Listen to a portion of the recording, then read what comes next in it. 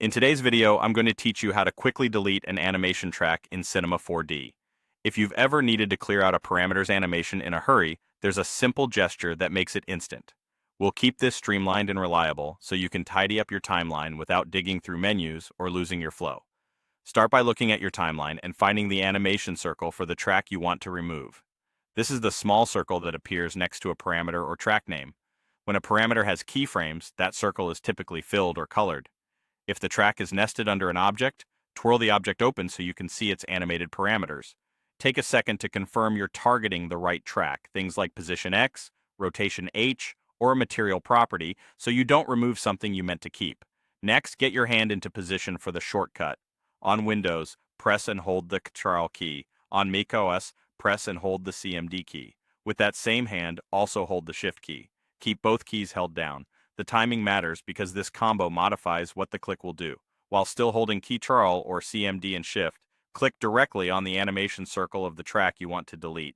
That single modified click is the entire move. You don't need to right-click, open a menu, or confirm a dialog. As soon as you click, the entire animation track is removed from the timeline. You'll see the track disappear immediately, taking all keyframes for that parameter with it. The object itself stays untouched. Only the animation data for that specific track is cleared. If you click the wrong circle or changed your mind, just undo right away to restore it. Undo is your safety net so you can work confidently and quickly. A quick tip: make sure the modifier keys are held before you click. A regular click on the circle without the keys can set or toggle keyframing behavior, which isn't what you want when you're cleaning up. Also, because this deletes the entire track, it's best suited for broader housekeeping, like removing obsolete motion or clearing tests, rather than trimming individual keyframes. That's all there is to it.